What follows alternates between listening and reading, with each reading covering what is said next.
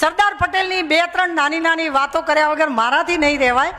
સરદાર પટેલ ગાંધીજીને ભગવાન માનતા હતા અને ગાંધીજી એમણે કીધું એમ પોતળી પહેરતા હતા ને, પછી ભરપૂર શિયાળો હતો ને હાડથી જેવી એવી ઠંડી હતી, એટલે ગાંધી પોતળી સિવાય પહેરે નહીં.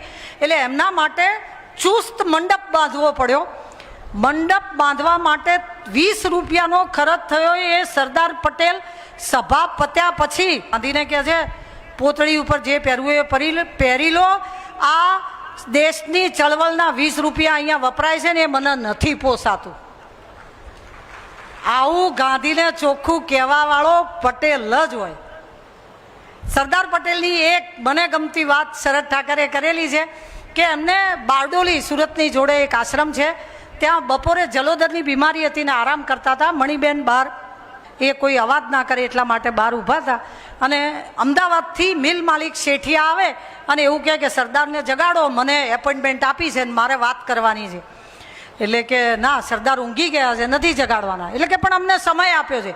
એટલે કે સમય આપ્યો હોય તો બી અડધો કલાક રોકાવ, નહીં ઉઠાડાય.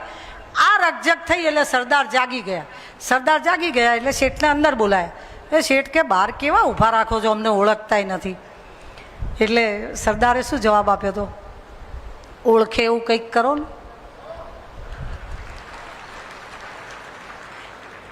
અર્ગોવન લક્ષ્મીચંદ HL કોલેજના માલિક, એમણે ત્યાં જઈને HL કોલેજ બનાવી અને 3 વેગન ભરીને મિલ માલિક હતા તે તાકા બારડોલી આશ્રમમાં મોકલ્યા. 2.5 વર્ષ સુધી આશ્રમે ડાંગ અને આહવામાં આદિવાસીઓને વેચ્યા હતા. આવું ચોખ્ખું કે ઓળખે એવું કંઈક કરો ને.